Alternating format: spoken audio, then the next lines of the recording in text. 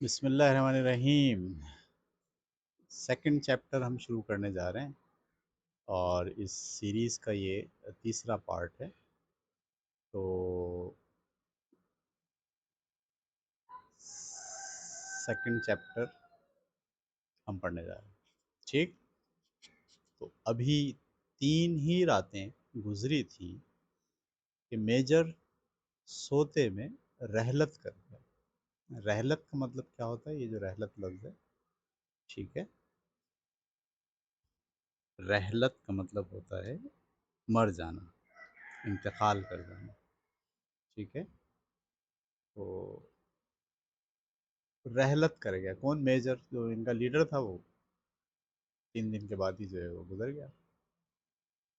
یعنی ابھی آزادی حاصل نہیں ہوئی ہے لیکن لیڈر گزر گیا، ٹھیک ہے۔ تمثیلی ہے، ذرا سوچیں اور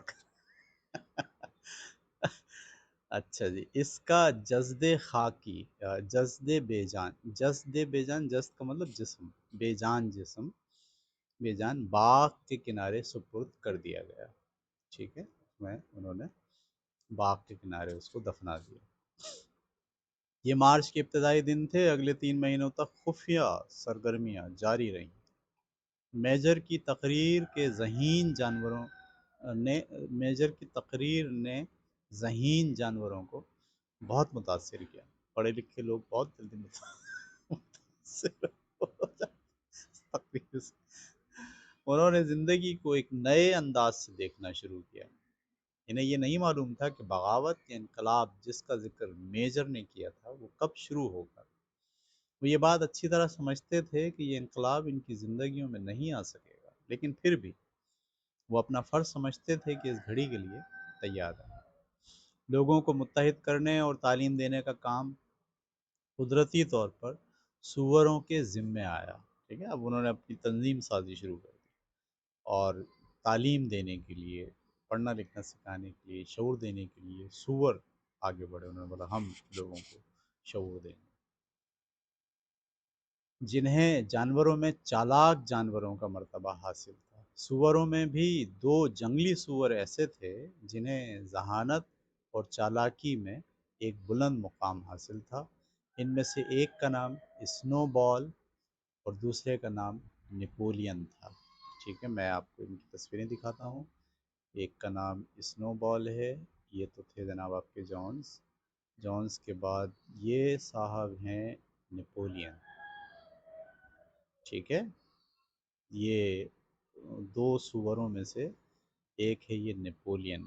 تصویر آپ کو یاد رکھنی ہے کیونکہ یہ کیریکٹر اب آگے جو ہے وہ آئے گا ہمارے سامنے۔ اور یہ ہے جناب آپ کا اسنو بال، ٹھیک ہے۔ تو سوروں میں سے یہ 2 کیریکٹر اب کہانی کو آگے بڑھائیں گے۔ اس میں سے یہ نیپولین ہے، یہ جو ہے وہ اسنو بال ہے، ٹھیک ہے۔ واپس آتے ہیں ہم۔ تو ایک کا نام اسنو بال اور دوسرے کا نام نیپولین تھا۔ ان سوروں کو مسٹر جونز فروخت کرنے کے لیے پال رہے تھے، ٹھیک ہے۔ بعض سوروں کو تو وہ گوشت حاصل کرنے کے لیے پال رہے تھے، لیکن ان سوروں کو مقصد یہ نہیں تھا کہ ان کو کاٹ کے کھانا ہے، بلکہ جونز کا مقصد یہ تھا کہ جب یہ بہت بڑے ہو جائیں گے، ہیوی، لہیم شہیم، موٹے تازے، تو ان کو زیادہ پیسوں میں کسی دوسرے آدمی کو بیچ دیا جائے گا۔ ان سوروں کو مسٹر جونز فروخت کرنے کے لیے پال رہے تھے۔ نیپولین ایک لمبا چوڑا اور آتش مزاج قسم کا سور تھا۔ آپ نے تصویر دیکھی بلیک کلر والی کی۔ مویشی خانے میں یہی واحد سور برک شائر سے تعلق رکھتا تھا، یہ ایک خاص علاقہ ہے وہاں کا، اور زیادہ باتیں تو نہیں کرتا تھا لیکن اپنی ایک رائے ضرور رکھتا تھا۔ اسنو بال نیپولین کے مقابلے میں زندہ دل اور شگفتہ مزاج سور تھا، وائٹ والا۔ یہ تیز اور اختراعی گفتگو کا ماہر تھا، جلدی جلدی باتیں کرتا تھا اور باتوں سے باتیں نکالنا، یہ اس کو فن آتا تھا۔ اچھا، دونوں میں کیا فرق ہو گیا کہ وہ اپنی رائے تو رکھتا ہے لیکن زیادہ بولتا نہیں ہے، خاموش رہتا ہے نیپولین، اور جو سنو بال ہے وہ بولتا ہے بہت، وہ باتوں سے باتیں نکالتا ہے، ہنس مکھ ہے، خوش مزاج ہے۔ یہ تیز اور اختراعی اختراعی کا مطلب ہوتا ہے جو بناتا ہے، تشکیل دینا، بات کو بنانا، اختراع کرنا، ٹھیک ہے۔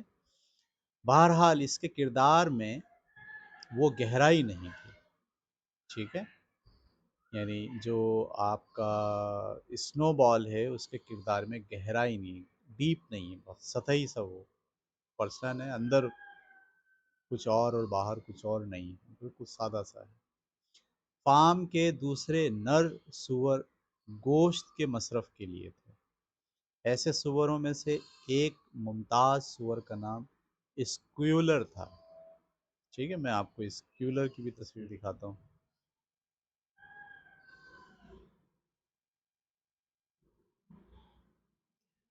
تو کہاں ہے وہی اسکیولر؟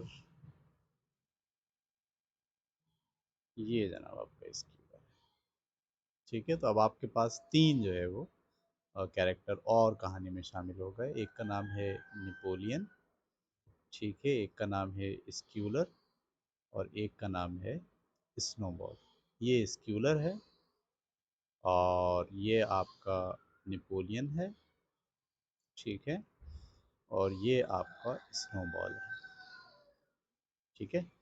تو یہ تین سوروں کے بارے میں بات شروع ہو گئی۔ ایسے سوروں میں سے ایک ممتاز سور کا نام اسکیولر تھا۔ اس کے گال گول، آنکھیں چمکدار، چال متوالی اور آواز باریک تھی۔ وہ بڑا باتونی اور ذہین تھا۔ وہ جب کسی مشکل مسئلے کی وضاحت کرتا تو اپنی دم کو ادھر ادھر گھماتا رہتا، جو ایک متاثر کن منظر ہوتا تھا۔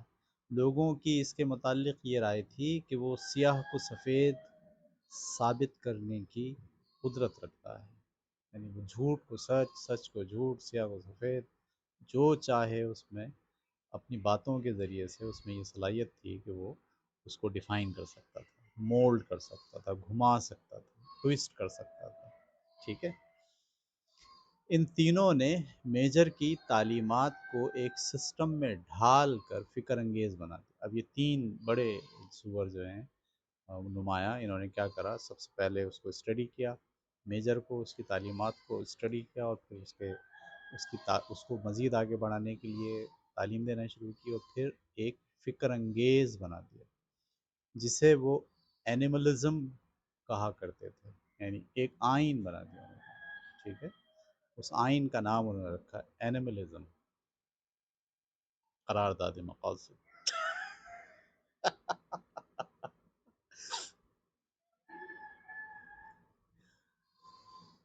ٹھیک ہے۔ ہفتے میں کئی راتیں جب مسٹر جونز محو خواب ہوتے، یعنی جونز سو رہا ہوتا جب، تو وہ خفیہ اجلاس منعقد کر کے اینیملزم کے اصولوں سے دوسرے جانوروں کی تربیت کیا کرتے تھے۔ شروع میں ان کی ملاقاتیں روا روی میں ہوتی تھی، چلتے پھرتے، اور ان میں ناپختگی نظر آیا کرتی تھی۔ چند جانور کہتے کہ مسٹر جونز سے وفادار رہنا چاہیے کیونکہ وہ ہمارا آقا ہے۔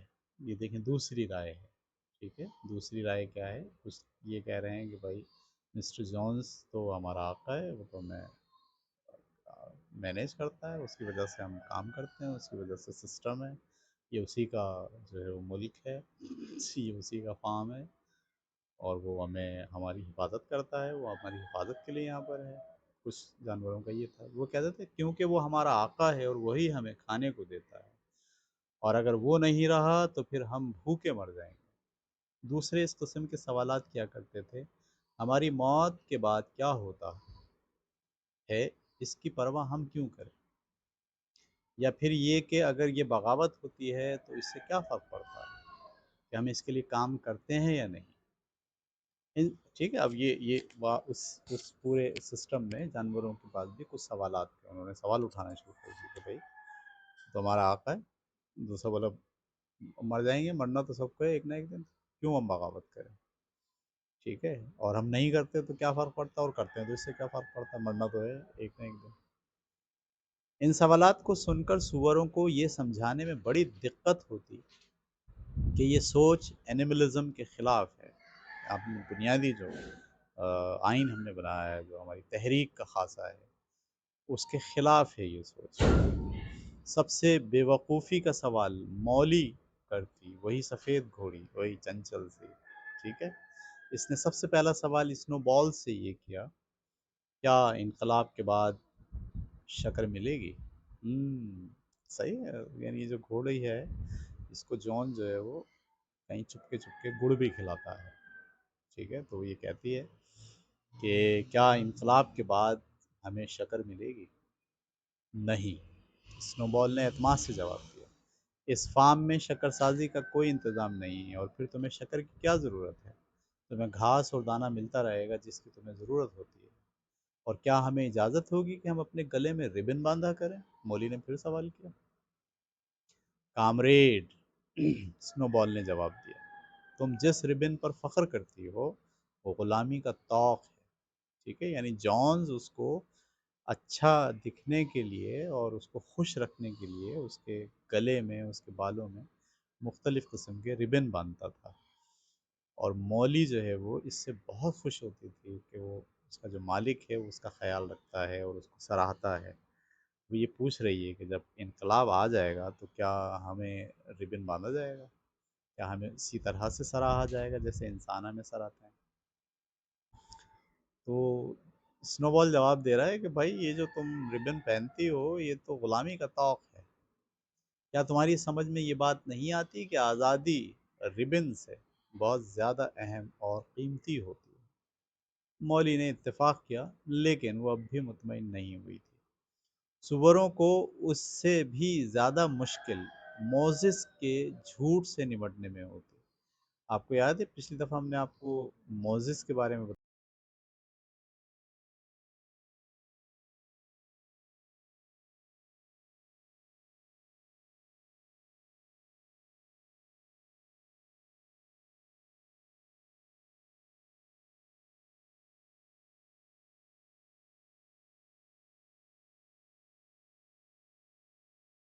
کیا جھوٹ بولتا ہے ذرا دیکھتے ہیں ہم۔ ٹھیک ہے، موزس کے جھوٹ سے نمٹنے میں ہوتی۔ موزس پہاڑی کوا مسٹر جونز کا خاص پالتو پرندہ تھا، جو نہ صرف ایک جاسوس تھا بلکہ کہانیاں گھڑنے والا بھی تھا۔ اس کے ساتھ ساتھ وہ ایک چالاک باتونی بھی تھا۔ اس کا کہنا تھا کہ ایک پراسرار ملک سے وہ واقف ہے جسے شوگر کینڈی ماؤنٹین کہا جاتا ہے، تمام جانور مرنے کے بعد وہیں بھیجے جاتے ہیں۔ جنت، مر جائیں گے تو کہاں جائیں گے؟ جنت میں جائیں گے۔ وہ کہہ رہا ہے ایک شوگر کینڈی ماؤنٹین ہے اور جو بھی جانور مرتا ہے وہ وہاں چلا جاتا ہے۔ یہ ملک کہیں آسمان پر واقع ہے، بادلوں سے تھوڑا آگے۔ معزز یہ بات کہا کرتا تھا، شوگر کینڈی ماؤنٹین مراد جانوروں کی جنت سے ہے، جہاں چین ہی چین ہوگا۔ ہر ہفتے میں 7 دن اتوار ہوتا ہے وہاں پر، وہاں پورے سال چارے کی گھاس اگی ہوتی ہے، شکر کا ڈھیر ہے اور اچھی اچھی چیزیں موجود ہوتی ہیں۔ تمام جانور موزس سے نفرت کرتے تھے کیونکہ وہ کام نہیں کیا کرتا تھا لیکن باتیں بہت زیادہ کیا کرتا تھا۔ باتیں کیا کرتا تھا، جنت کے واقعات سنایا کرتا تھا، فائنینشلی کوئی کام انجام نہیں دیا کرتا تھا، ٹھیک ہے۔ تمثیل ہے، اس کو ذرا جوڑیں آپ تو آپ کو آئیڈیا ہوگا کہ کن لوگوں کے بارے میں یہ بات جا رہی ہے۔ لیکن باتیں بہت کیا کرتا تھا۔ کچھ تھوڑے بہت جانور شوگر کینڈی ماؤنٹین پر یقین رکھتے تھے، جنہیں سوروں کو یہ باور کرانے میں وقت دقت ہوا کرتی تھی کہ ایسی کوئی جگہ نہیں ہے۔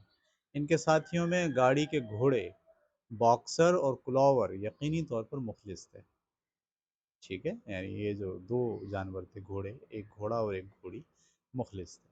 یہ دونوں اپنے علاوہ کسی کی بات کو مشکل ہی سے سمجھتے، لیکن جب انہوں نے سوروں کو اپنا استاد مان لیا تو پھر انہیں جو کچھ کہا جاتا اپنے ذہن میں بٹھا لیتے اور دوسرے ساتھی جانوروں تک اسے پہنچاتے رہتے۔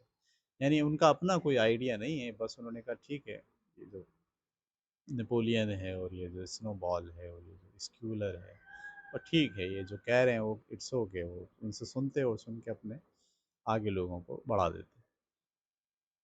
یہ دونوں فارم میں ہونے والے خفیہ اجلاس میں کبھی غیر حاضر نہیں ہوا کرتے تھے، اور اس نظم کو زور شور سے گاتے، انگلستان کے ظالم درندوں، یہ ہمیشہ نظم پڑھی جاتی جو ہمیشہ جلسے کے اختتام پر گائی جاتی، یہ بھی جلسہ ہوتا ہے، جلسے کے بعد نظم یہ والی گائی جائے گی، ٹھیک ہے۔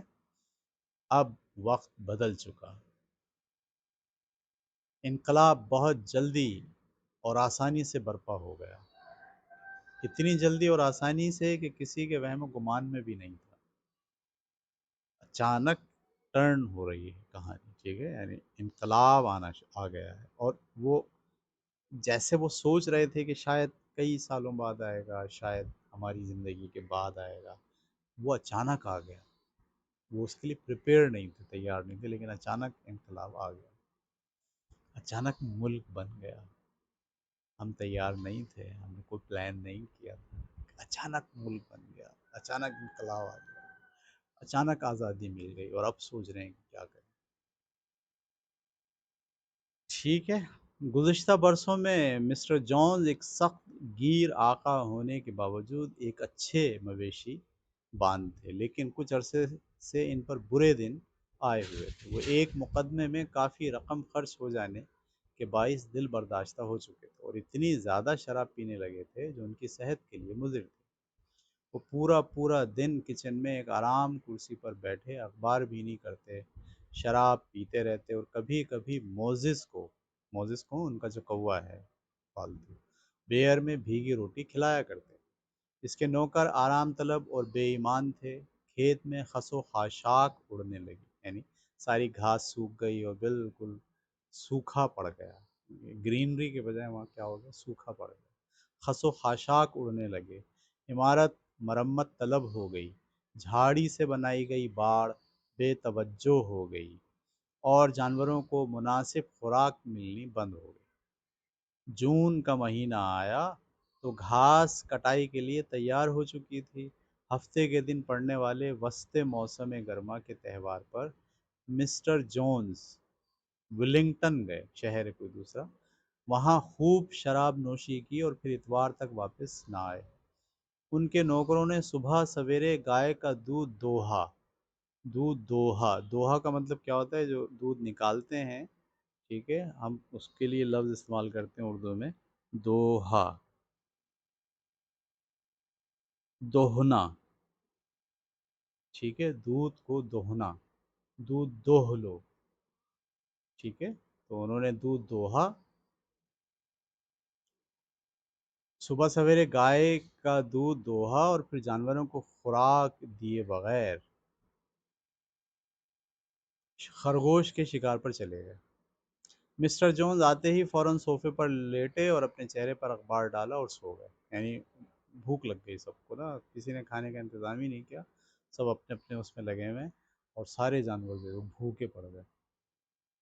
شام تک جانور بغیر کچھ کھائے پیے پڑے رہے اور مزید برداشت نہ کر سکے۔ ایک گائے نے اپنی سینگ سے اپنے باڑے کو توڑنا شروع کر دیا، جبکہ دوسرے جانوروں نے بھی خود کو آزاد کرنے کی جدوجہد شروع کر دی، بھوک لگی ہوئی تھی انہوں نے سر ٹکرانا اور کھینچا تانی کرنا شروع کر دی۔ یہ سب کچھ ہو رہا تھا کہ مسٹر جونز نیند سے بیدار ہو گئے، دوسرے ہی لمحے وہ اس کے چاروں ملازم ہاتھوں میں ڈنڈے لیے آگے بڑھے اور جانوروں کو اندھا دھند مارنا شروع کر دیا۔ یہ پٹائی بھوکے جانوروں کی برداشت سے زیادہ تھی، ان سب نے ایک ساتھ اپنے اوپر تشدد کرنے والوں پر حملہ کر دیا، سارے جانوروں نے مل کر بیک وقت انسانوں پہ حملہ کر دیا، چار نوکر ہیں اور ایک کون ہے، جونز۔ پہلے سے اس بات کی کوئی تیاری یا منصوبہ بندی نہیں کی گئی تھی، جونز اور اس کے آدمی ہر چہار طرف سے آدمیوں پر چاروں طرف سے لتیوں ککس کی بارش ہو گئی، یہ صورتحال ان کے کنٹرول سے باہر تھی، جانوروں کا ایسا طرز عمل انہوں نے اس سے پہلے کبھی نہیں دیکھا تھا، جانوروں میں یکایک اس طرح کی تبدیلی ان کے فہم سے بالاتر تھی۔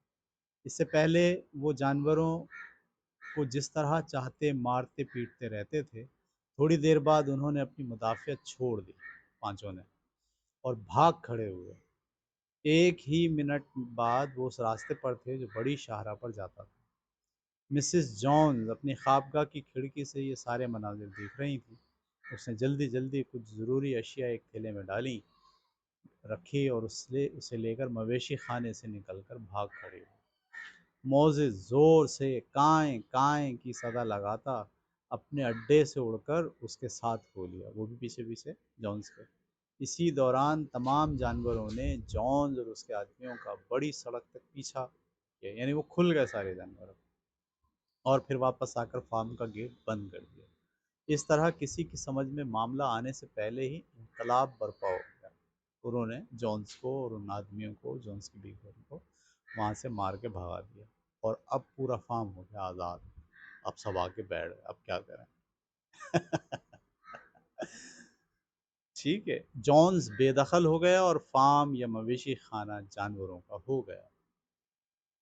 چند منٹ تک تو جانوروں کو اپنی خوش بختی پر یقین ہی نہیں آیا، وہ خوشی سے دیوانے ہوئے جا رہے تھے، جس کا اظہار انہوں نے مویشی خانے کی دیواروں کے ساتھ ساتھ دوڑ کر کیا۔ وہ مویشی خانے کی دیوار کی چاروں طرف بھاگ رہا، خوشی، واہ واہ واہ! ایسا لگتا تھا جیسے وہ فارم میں ہر چہار طرف یہ دیکھتے پھر رہے ہوں کہ کوئی انسان تو نہیں چھپا بیٹھا ہے۔ پھر وہ دوڑتے ہوئے مویشی خانے کی عمارتوں کی طرف بڑھے۔ اچھا، مویشی خانہ وہ ہے جس میں ایک تو ہے پورا فارم اور ایک ہے انسانوں کے رہنے کی عمارت۔ اب وہ اس عمارت کی طرف بڑھے تاکہ جونز کے ظلم و جور کی باقیات کو ختم کیا جا سکے۔ اس کے بعد ان کا رخ اس کمرے یا اسٹور کی طرف ہوا جس میں جانوروں کو قابو میں رکھنے کی اشیاء رکھی ہوئی تھی، ٹھیک ہے، یعنی کوڑے اور ڈنڈے، ٹھیک ہے، اور لگام ڈالنے کی چیزیں، وہ چیزیں رکھی ہوئی تھیں۔ اور جو گھوڑوں کے استبل، استبل کا مطلب جہاں گھوڑوں کو باندھا جاتا ہے، یہ پہلو میں واقع تھا، انہوں نے اسے توڑ کر کھول دیا۔ لگام، نکیل، کتوں کی زنجیریں، بے رحم خنجر جس سے جون سوروں اور بھیڑوں کو خصی کیا کرتا تھا، سب کو اٹھا کر انہوں نے باہر پھینک دیا۔ جانوروں کی باغ، باغ کا مطلب جو لگام ہوتی ہے، قابو میں رکھنے کی رسی اور نکیل کو ایک جگہ اکٹھا کیا اور پھر اس میں آگ لگا دی۔ پٹائی کے کوڑے کے ساتھ بھی یہی سلوک کیا۔ کوڑے کو جلتا ہوا دیکھ کر جانوروں نے خوشی سے ایک نعرہ بلند کیا۔ اسنو بال نے اس ربن کو آتش برد کر دیا جس سے فروخت کے وقت وہ اپنی گردن اور دم کو سجایا کرتے ہیں۔ وہ جو ربن تھی جو سراہنے کے لیے باندھی جاتی تھی، مولی جس کی پرستار تھی، اس ربن کو بھی اس نے اٹھایا اور اٹھا کر جلا دیا۔ اس نے رائے زنی کی ربن کو انسانوں کا لباس ہی سمجھنا چاہیے، کیونکہ انہوں نے ان کے جو آپ کو یاد ہے نا کہ جو میجر ہے اس نے ایک جو ہے وہ آئیڈیا دیا ہوا ہے، پورا آئین لکھا ہوا ہے کہ ہم انسان کی کوئی چیز استعمال نہیں کریں گے، تو اس نے ریبنز کے بارے میں بھی کہا۔ ریبنز بھی دراصل کیا ہے، انسان کے استعمال کی چیز ہے، لہذا ہم اسے استعمال نہیں کریں گے، اب ہر جانور برہنہ رہے کرے گا۔ باکسر نے جب یہ سنا تو گھاس کی ہیٹ جسے وہ مکھیوں سے اپنے کانوں کو محفوظ رکھنے کے لیے پہنتا تھا اتارا اور اتار کر اس کو آگ میں پھینک دیا۔ یعنی اس نے اپنا ذہن نہیں دوڑایا، اس نے بولا اچھا یہ اسنو بال کہتا ہے کہ وہ چیزیں جو انسان کے پہننے کی ہیں اور اضافی ہیں، ہمیں تو ننگا رہنا ہے، کوئی کپڑا نہیں پہننا، تو اس نے بھی اپنے آنکھوں پہ وہ جو مکھیوں سے بچنے کے لیے چیز لگائی جاتی ہے کانوں پہ، اس کو اتار کے اس نے جلا دیا۔ تو میرا خیال ہے کہ یہاں تک ہم رکھتے ہیں، اور اس کے بعد جو ہے وہ اگلے حصے میں اس کا دوسرا پارٹ، اس چیپٹر کا اگلا پارٹ انشاءاللہ ہم ختم کریں گے۔ تو کہانی کا جو مختصر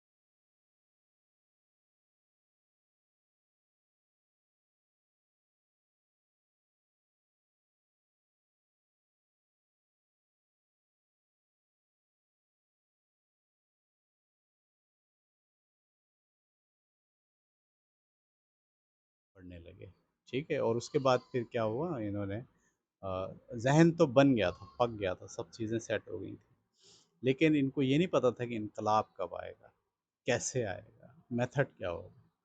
تو بس وہ ایک ایسا حادثہ ہوا، وہ حادثہ یہی ہوا کہ بے فکری ہو گئی، ایک دن تک کھانا نہیں ملا کسی کو، اور سب کسی نے جو ہے پرواہ نہیں کی، تو جانور بھوک سے بے حال ہو گئے۔ جب بھوک سے بے حال ہو گئے تو انہوں نے باڑیں توڑنا شروع کر دیں، انہوں نے اپنے جو بندھی ہوئی رسیاں تھیں اس پر زور لگانا شروع کر دیا۔ ان کو قابو میں کرنے کے لیے جان اور اس کے نوکر جب ڈنڈے لے کر آئے تو اور ڈنڈوں سے مارا، تو بھوک کی حالت میں جب یہ پٹے سارے جانور، تو ان کو بہت زیادہ غصہ اور طیش میں آ گیا، اور انہوں نے رسیاں وسیاں توڑیں اپنی، اور ان سب کو مار کے بھگا دیا۔ جونز بھی اپنے فارم سے چلا گیا، اس کی بیوی بھی چلی گئی، اور اس کے وہ جو 4 ملازم تھے وہ بھی چلے گئے، اور جیسے ہی وہ چلے گئے تو سب لوگ حیران ہوئے کہ بھائی ہم تو آزاد ہو گئے، ٹھیک ہے، ہمارا جو مالک تھا جس کی حکومت تھی اس فارم کے اوپر، اسے تو ہم نے مار کے بھگا دیا ہے، اب ہم کیا کریں؟